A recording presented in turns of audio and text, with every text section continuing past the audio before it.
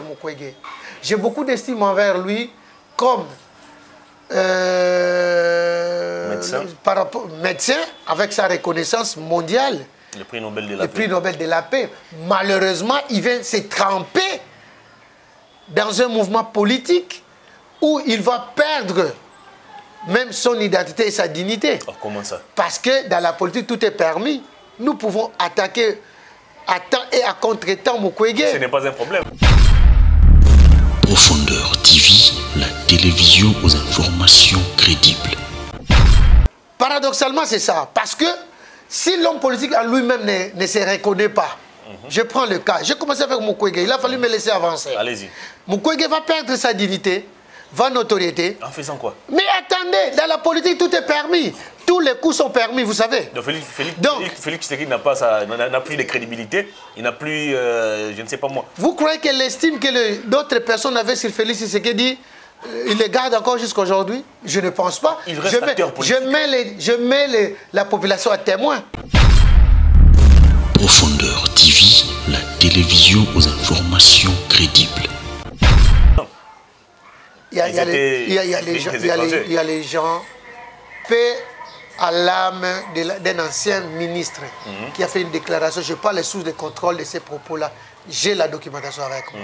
Et ces messieurs-là, c'est quand est-ce qu'ils ont opté pour que la nationalité congolaise soit octroyée à Kabila. Je ferme la page. Je ne parle pas de Kabila, je parle de Moïse. Profondeur TV, la télévision aux informations crédibles. Et c'est aussi un humain. Je prends le cas Jean-Pierre Bemba. Jean-Pierre Bemba, je constate que c'est un homme d'État. C'est l'enfant docile. Je constate que c'est un homme d'État. C'est un homme qui a plus de responsabilités. Il n'est pas dans des petits calculs, mais c'est un homme qui a la vision. Et pour preuve, vous savez, à l'élection de Jean-Pierre Bemba dans ce pays, il y avait une chanson qu'on a chantée. Vous avez encore la bonne mémoire? Voilà, c'est peut-être que ces liens-là qui l'attirent à rester ensemble avec son frère qui est Félix Tshisekedi.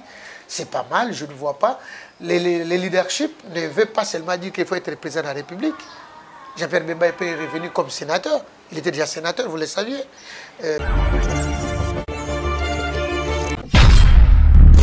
Profondeur TV, la télévision aux informations crédibles. Bienvenue mesdames et messieurs dans ce nouveau numéro de cette émission. C'est toujours un grand plaisir de vous savoir très nombreux à regarder Profondeur Télévision et précisément votre émission Les Détails.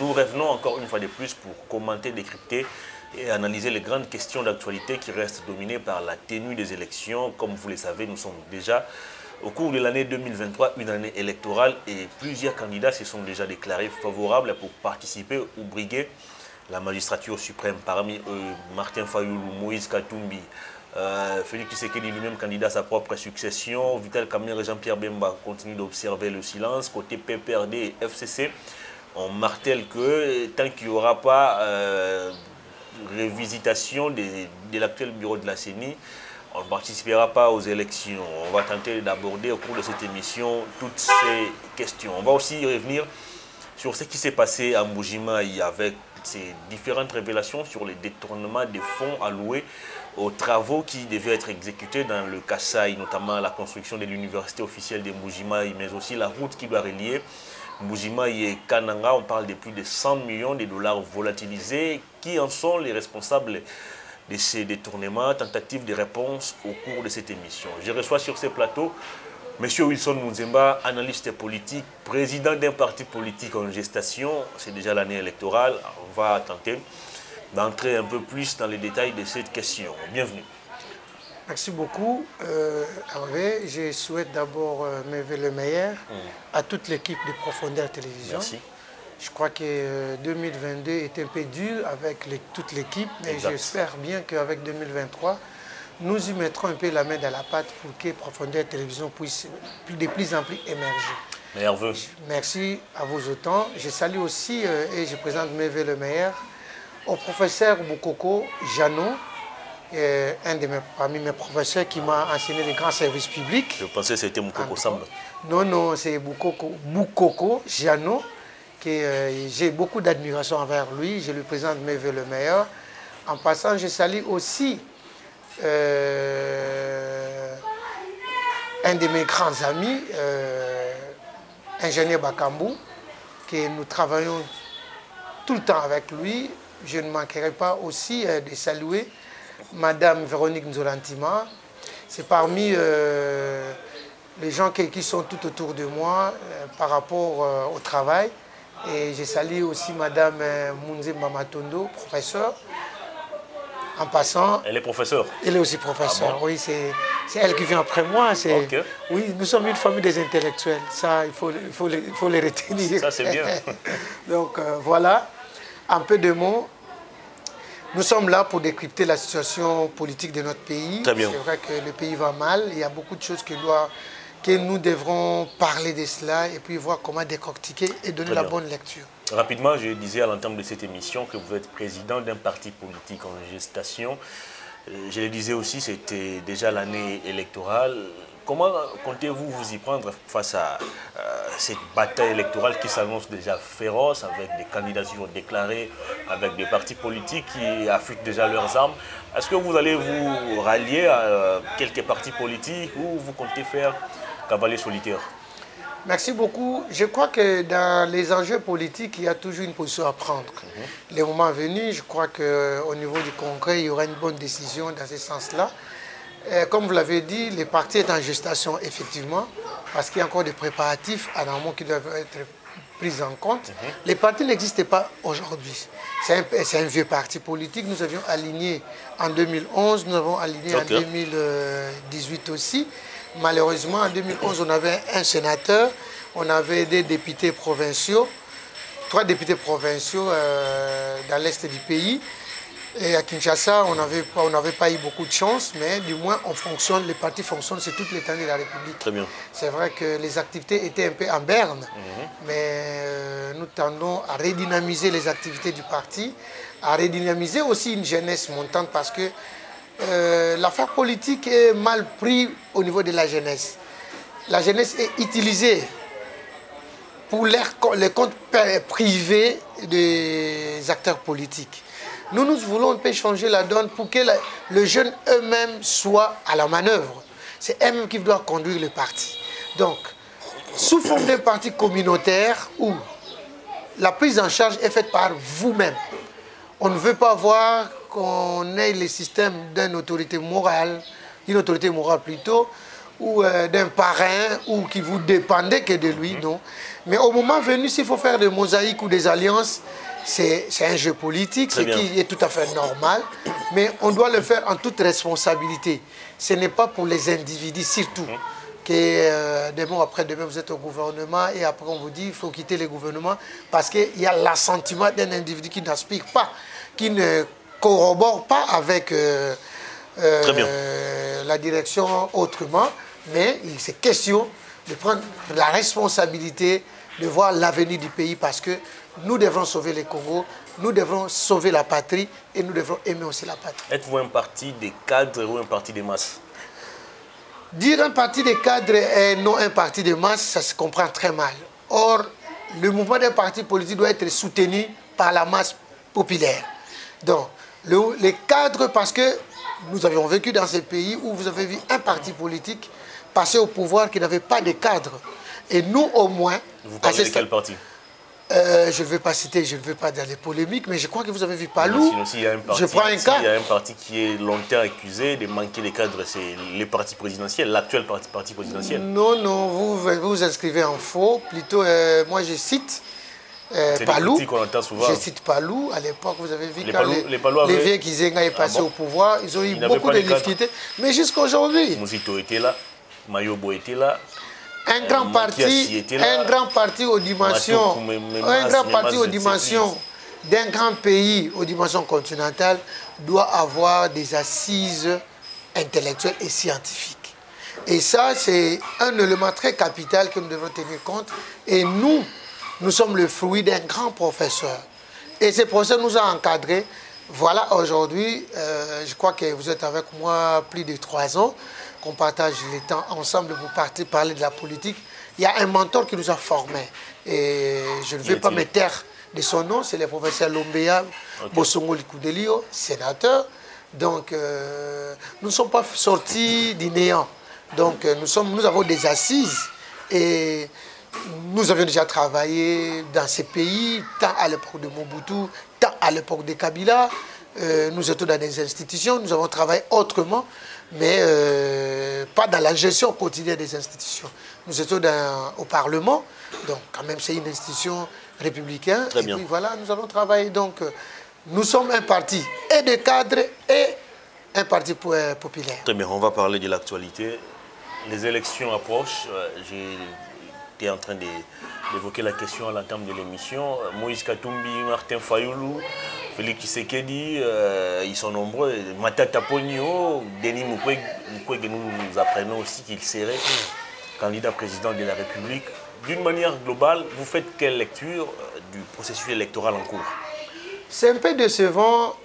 Vous vous rappellerez ensemble avec moi, il y a jour pour jour plus de 15 ans dans ces pays où on a vécu 36 candidats présidents de la République. C'est dans ces pays. Ce n'est pas un problème. Mais attendez. C'est un jeu démocratique ouvert à tout le monde. Mais attendez, c'est là où les bas blessent. Je crois en toute responsabilité. Aujourd'hui, vous avez vécu ici dans ces pays, les orchestres, je prends les cas les plus faciles, où tout le monde peut comprendre. Il y avait un orchestre qu'on a appelé dans ces pays les 7 patrons. Langastar. Langala. Ah, tu n'as pas une mémoire courte, au moins tu étais là. Donc je constate que tu es vraiment un journaliste. Deuxièmement, je prends les cas de Wenge Musica, BCB. Wenge Musica, 4x4 tout terrain. Au Nous avons vécu cela. Partant de ces deux exemples, je reviens maintenant dans la politique. Nous avons vécu le groupe de Genève. Nous avions vécu Issor et Alliés. Nous avions vécu Issoral. Nous avions vécu Dynamique de l'opposition. Nous avions vécu Vérité des urnes. Nous avions vécu les rassemblements de l'opposition. Nous avons vécu l'AMICA. Nous avons vécu les FCC et nous avons vécu l'IDPS et Alliés qui a créé aujourd'hui l'Union sacrée de la République, de la nation.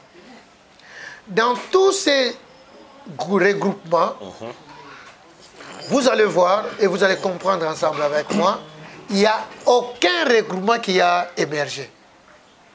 Sauf lorsqu'il y a qu'un seul leader, je prends le cas de FCC, je prends le cas de l'Union sacrée, où vous allez voir, il y a émergence parce qu'ils sont au pouvoir.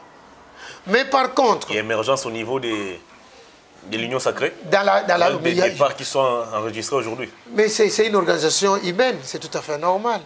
C'est une organisation humaine avec des intentions sociologiques, qui est tout à fait normal. Mais alors, partant de tout ce que nous venons de citer tout à l'heure, vous comprendrez ensemble avec moi que l'homme politique congolais n'a pas d'idéal. Je commence par le docteur Mukwege. J'ai beaucoup d'estime envers lui comme médecin avec sa reconnaissance mondiale. Le prix Nobel de la paix. Le prix Nobel de la paix. Malheureusement, il vient se tremper dans un mouvement politique où il va perdre même son identité et sa dignité. Oh, comment ça? Parce que dans la politique, tout est permis. Nous pouvons attaquer à temps et à contre-temps Mukwege. Ce n'est pas un problème. Voilà, aujourd'hui, il a des démêlés. Ce n'est pas une raison pour lui de perdre évidemment, tout ce qu'il a comme crédibilité. Attendez. Non. La politique peut entamer ta dignité. Et dans la politique, si vous n'êtes pas prudent, vous risquez de perdre la notoriété que vous en avez, la notoriété d'antan. C'est-à-dire, en d'autres termes, vous reconnaissez que l'actuelle classe politique est infestée de crocodiles. Évidemment. Paradoxalement, c'est ça. Parce que si l'homme politique en lui-même ne se reconnaît pas, je prends le cas. J'ai commencé avec Mukwege. Il a fallu me laisser avancer. Allez-y. Mukwege va perdre sa dignité, va notoriété. En faisant quoi? Mais attendez, dans la politique, tout est permis. Tous les coups sont permis, vous savez. Donc Félix Tshisekedi n'a plus de crédibilité. Il n'a plus, je ne sais pas moi. Vous croyez que l'estime que d'autres personnes avaient sur Félix Tshisekedi, il les garde encore jusqu'à aujourd'hui? Je ne pense pas. Il reste acteur politique. Je mets la population à témoin. Je mets le public à témoin. Je reviens. Quand Mukwege prend la voie de la politique vive, il perd cette identité-là des prix Nobel de la paix. Et alors, aujourd'hui, voilà, il est attaqué par un malaise financier. Il est attaqué en Europe par un malaise fiscal. Voilà, au moment où quand il était encore dans sa peau de prix Nobel, il n'y avait pas ces aléas-là. Je passe. Je prends Fayoulou. Fayoulou n'a jamais été constant. Oh, vous le pensez? Je te l'ai dit. Il est resté droit dans ses positions. Fayoulou, je le connais au niveau de Issoral. Fayoulou n'a jamais créé un mouvement politique de lui-même. Même les idées, si vous voulez qu'on entre dans la profondeur, je vais vous donner des révélations. Mais je vais plus loin seulement vous citer 3 exemples. Je prends la dynamique de l'opposition, je prends l'AMICA et je prends aujourd'hui la vérité des îles. Et en quoi ça fait de lui quelqu'un de... Non-constance. Un leader politique doit avoir un idéal. Quand il dit il ne faut pas voter avec la machine à voter, demain on le voit, il est le premier. Quand il dit ça ne va pas avec l'enrôlement, mais le premier à aller s'enrôler, c'est lui. Là, je suis obligé de vous arrêter. Vous n'êtes pas obligé de m'arrêter, laissez-moi m'expliquer. Parce que lorsque Fayoulou a demandé à la population de ne pas voter avec les enfants, le public a besoin d'entendre la vraie vérité. En 2006, Étienne Tshisekedi a boycotté les élections, l'UDPS y compris. Selon lui, la Constitution ne respectait pas ce que les Congolais souhaitaient. Et bizarrement, en 2011, le même Étienne Tshisekedi revient encore pour participer aux élections avec la même Constitution. Et pire encore, la loi électorale avait été modifiée. On est passé des 2 tours à la présidentielle pour un seul tour. Alors, ne condamnez pas Fayoulou. Autre temps, autre mœurs. Non, comment ça? Écoutez, le vieux Étienne Tshisekedi paix à son âme, et j'ai beaucoup d'estime avec ce papa-là parce que lui, il avait l'idéal. Quand il dit que nous n'allons pas voter, il n'est pas idéaliste. C'est ça le vrai problème. Donc, lorsqu'il n'y a pas la constance auprès d'un président d'un parti politique, moi, quand j'étais dans l'opposition, je suis resté dans l'opposition. Aujourd'hui, comme j'ai accepté Félix Tshisekedi, comme président de la République, j'ai soutenu les actions du chef de l'État. Vous n'êtes plus dans l'opposition. J'ai automatiquement parce que... jamais fait. Non, attendez. Non, s'il vous plaît, peut-être vous mal le connaître. Je ne veux pas m'hazarder à parler seulement de Fayoulou. Vous m'avez posé une bonne question que la population a besoin des éclaircissements et de cette lanterne ne peut pas persister en eux. Alors, si la même personne ne sait pas se retenir avec ses propos, ça pose problème. Il y a un problème. Donc, s'il faut voir un psychiatre pour lui, c'est le temps de le faire. Attendez un peu. En quoi Fayoulou s'est-il déjà contredit? Il est versatile dans ses propos. Quand il dit nous avons besoin de vérité des urnes, jusqu'à preuve du contraire. Après, il va changer d'opinion pour dire que non, écoutez, c'est déjà passé, on est ensemble, on est entre frères. 72 heures après, il revient au galop, il dit non, ce n'est pas ça. Il n'y a pas la constance. Je ferme la parenthèse. Je viens avec Moïse Katumbi. Mais attendez, mon cher ami, en une année des élections, tu jettes l'éponge pour dire que non, écoutez, je ne veux pas justifier ces mandats parce que moi, je dois sauver le pays. Mais attendez, vous prenez des Congolais comme des animaux ou quoi? Même les animaux des orientations. Et les Congolais ne sont pas dupes qu'on continue à mentir devant les Congolais. Il y a un problème avec Moïse Katumbi.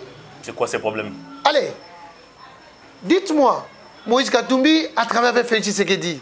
Moïse Katumbi a travaillé avec Kabila. Moïse Katumbi a travaillé avec Mouzé Laurent Désiré Kabila. Non, quand Mouzé était au pouvoir, lui, il était contraint à l'exil. Non, il n'était pas contraint à l'exil parce qu'il avait un contentieux avec la Gécamine. Attention, n'ouvrez pas la boîte à Pandore.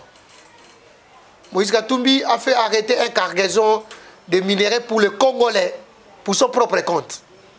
Donc n'ouvrez pas cette boîte à Pandore là parce que le malheur du Congolais n'est pas seulement avec Félix Tshisekedi, n'est pas seulement avec Kabila, mais Moïse Katumbi est là-dedans. Plus de 10 000 familles ont souffert pendant 4 mois avec la Gécamine pour que la Gécamine ne fonctionne pas et Moïse a bloqué la Gécamine. Donc ça c'est une boîte à Pandore. Des deux. Mais enfin. Et moi, tu le sais bien que moi j'ai toujours soutenu la loi Tchani qui demandait que nous soyons de père et de mère. Trop c'est trop dans ce pays. Et il y a toujours, je prends les cas. Mobutu avec une nationalité douteuse, il a fait 32 ans. Kabila Joseph avec une nationalité douteuse, il a fait 18 ans. Dont la moitié de Mobutu. Moussa Laurent Désiré Kabila, Congolais, de père et de mère, il n'a fait que moins de 3 ans. Aujourd'hui, Félix Tshisekedi, de père et de mère, Congolais, il est attaqué à tout bout de champ. Est-ce que le problème... Et tout le monde... Attendez. Le problème, c'est être des pères et des mères où nous avons besoin des résultats, nous avons besoin des réalisations. Non, faisons la part des choses. Être des pères ou des mères, je ne sais pas moi, ce n'est pas un problème. Faisons la part des choses. C'est plutôt des réalisations que les Congolais attendent. Faisons la part des choses. Faisons la part des choses. Quelle réalisation que vous allez demander à Moïse Katumbi? Quelle réalisation? Quand il était gouverneur, il n'a que privilégié son entreprise. Non, mais c'est la référence aujourd'hui au Katanga. Non. Et quand on est gouverneur vous vous trompez. Du Katanga, vous vous trompez. Vous vous trompez. Se réfère toujours à lui. Moïse a fait le management comme un manager de club de football. Ce n'est pas un problème. Prendre, vendre et puis tirer le terrain personnel. D'aller apprendre au Katanga. Ça c'est faux. Ça c'est faux. Oh, mais il y a des vidéos qui existent. Ça c'est faux. Vital Kamerhe se prononce. Non mais attendez, il y avait aussi un problème de fanatisme. Il faut y arriver.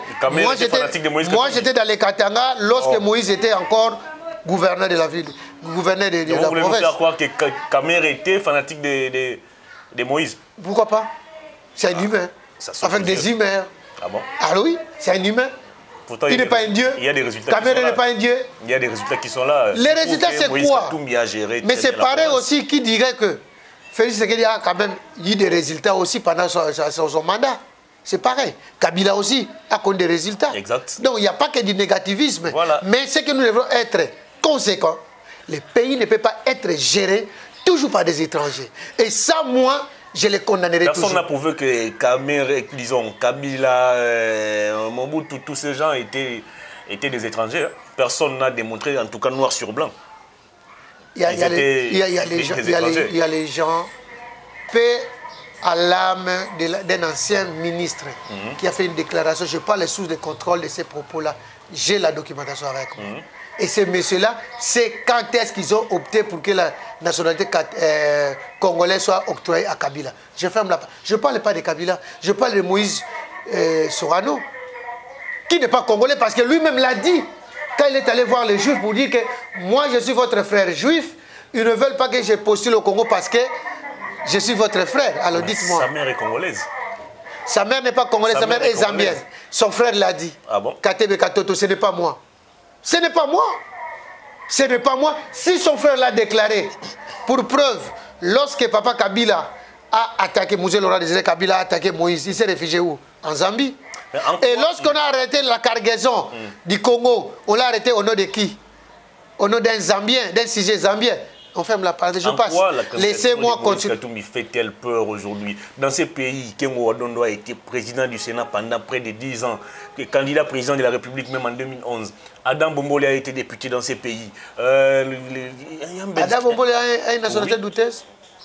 Adam Bombole est 100% congolais comme vous. C'est congolais? Il est 100% congolais comme vous? Moi je ne sais pas, mais je sais que à ma connaissance c'est ça. Toi tu le connais? Toi tu as une autre information. Adam Bombole est 100% congolais? Mais moi je le connais comme congolais. Non mais franchement.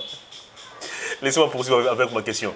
Chaloupa a été député dans ces pays, il a même fait la prison. Chaloupa est né au Congo, grandi au Congo, vieilli au Congo, mort au Congo. Il est de quelle nationalité? Congolaise. Il est de quelle origine? Congolaise. Alors, nous, on parle des Congolais de père et de mère et non des Congolais d'origine. Mais l'origine congolaise n'est pas la nationalité. Ce n'est pas ce qui est prévu dans la Constitution congolaise. Kengo a été président du Sénat, c'est une grande institution. Si le président meurt, c'est le président du Sénat qui prend la relève. Il avait quelle nationalité? Kengo a été... Kengo est né d'un père polonais, c'est connu de tous. Et d'une mère congolaise. C'est le cas avec Katumbi. Non. Katumbi a une mère zambienne. Ne discutez pas avec moi. Pose la question à Katebe Katoto qui est son frère. Sa mère fit la bonne de son père. Ce n'est pas moi qui l'ai dit. Qu'est-ce que tu veux que je te dise? S'il vous plaît, quand même, il faut arrêter. Il ne faut pas prendre les Congolais comme des imbéciles. Vous insistez sur quelque chose qui est palpable, où sa famille le déclare. Lorsque nous allons à la CENI, vous n'avez pas une carte d'électeur. Qu'est-ce qu'on dit? Amenez trois témoins. Et si on doit amener le témoin le plus privilégié, ce n'est pas ton frère. Alors il faut arrêter. On n'est pas dupe quand même. Dites-moi encore.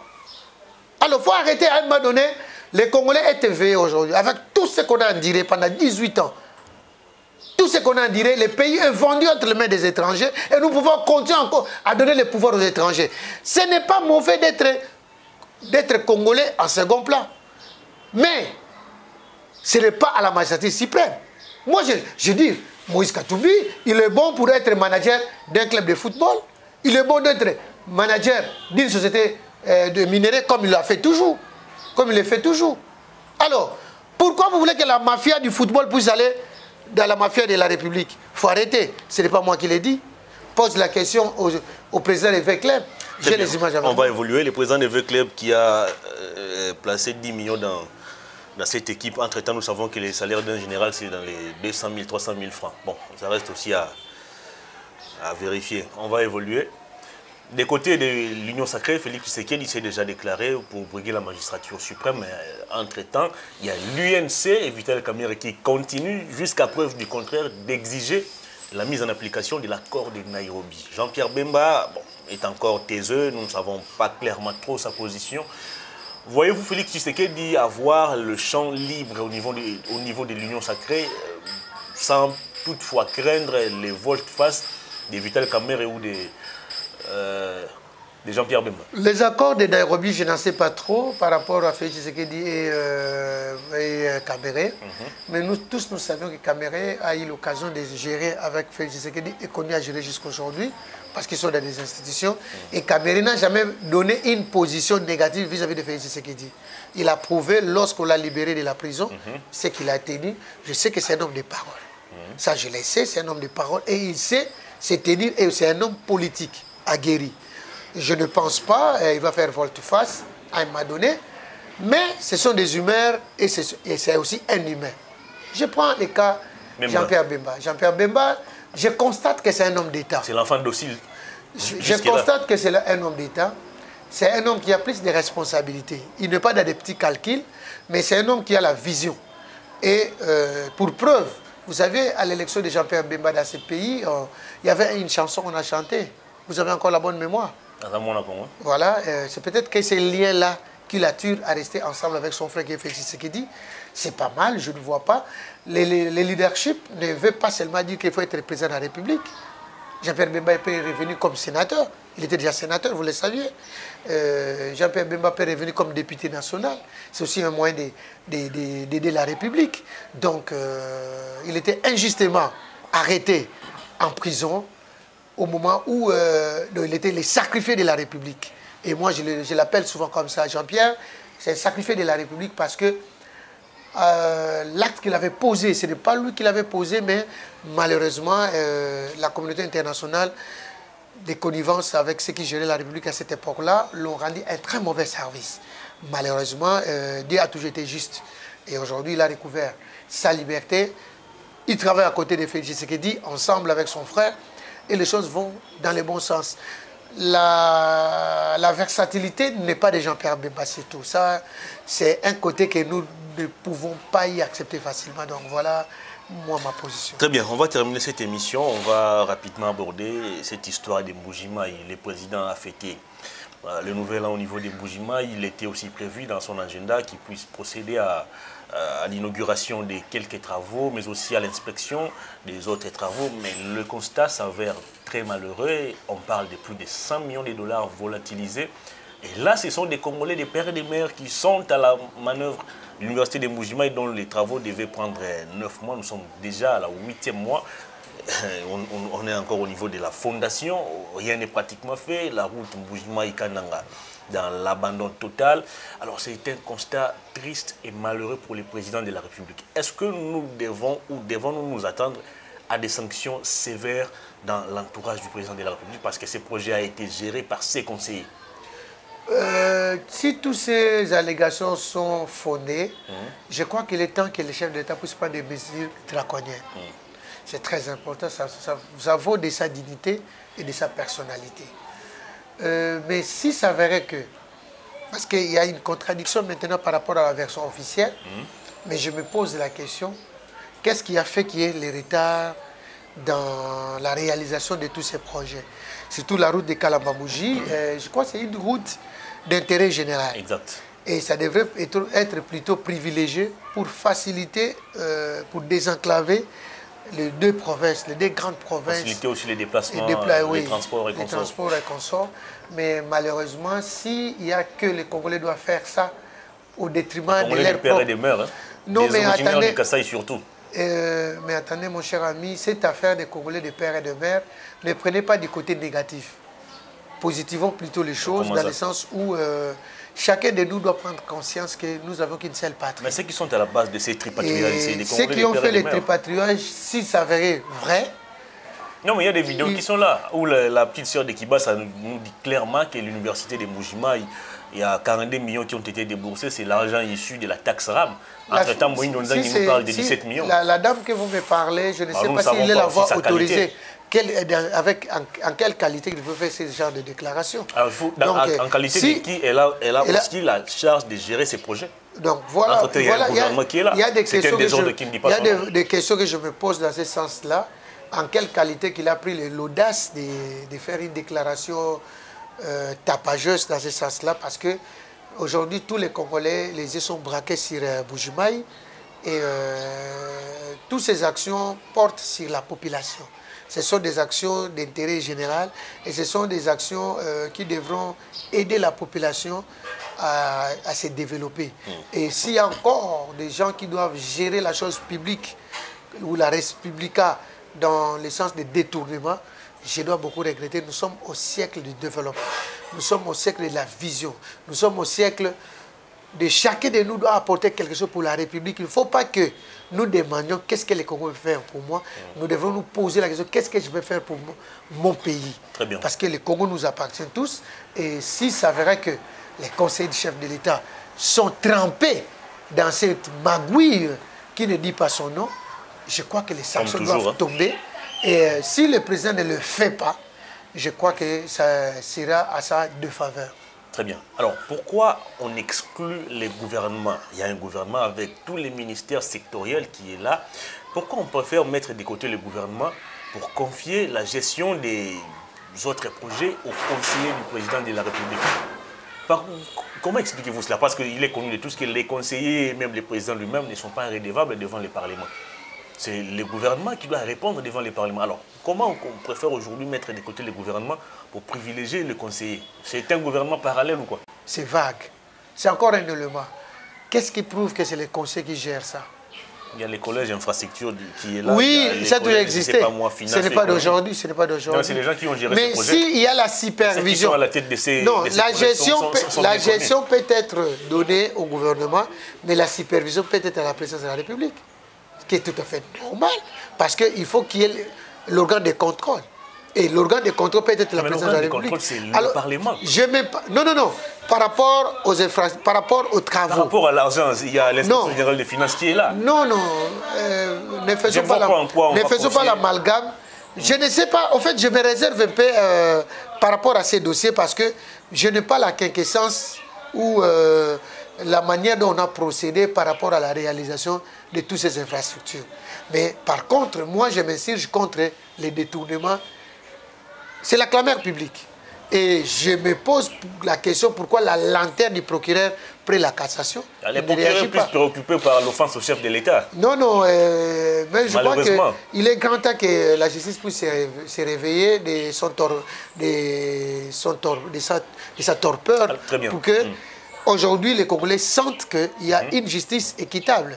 Et si on cite déjà des noms d'un conseiller, il faut qu'on passe dans des enquêtes pour dénicher si c'est un réseau où il y a quelqu'un qui est à la manœuvre et que la justice puisse faire son travail. Parlant de la justice, même le président de la République lui-même s'est plaint du fonctionnement, de la lenteur, de la passivité de notre appareil judiciaire. Récemment, il a même parlé de la théâtralisation de la justice.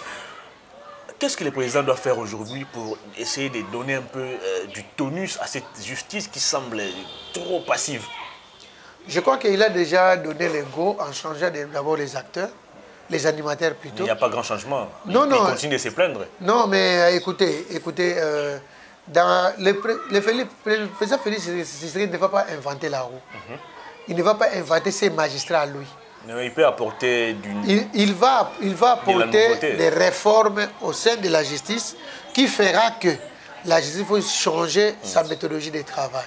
Et j'ai la simple conviction que l'arrivée de Kamuleta comme président de la Cour constitutionnelle, a fortiori président du Conseil supérieur de la magistrature, il fera mieux pour apporter ces changements tant attendus par la population.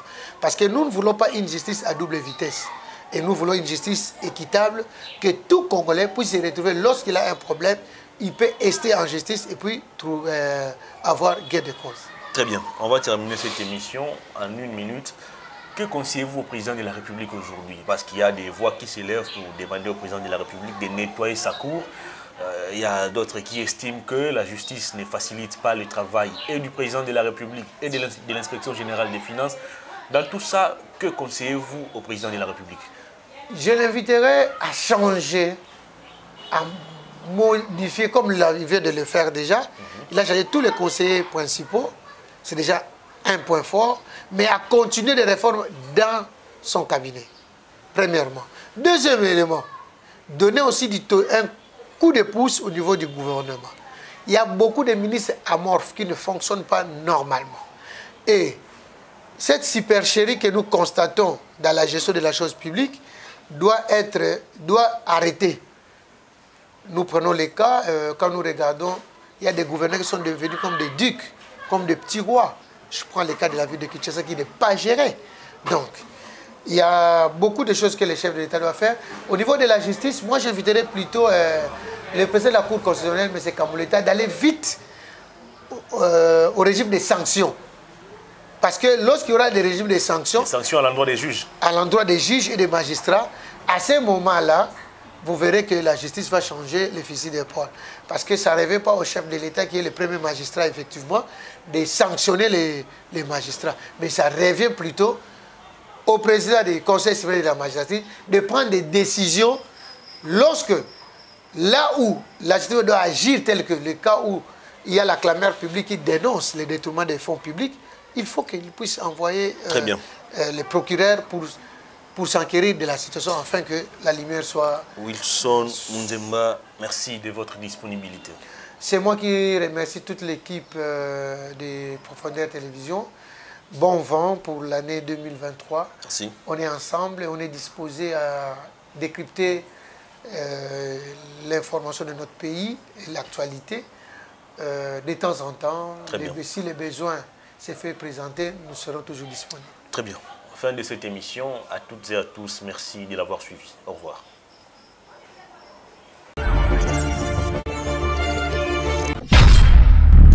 Profondeur TV, la télévision aux informations crédibles.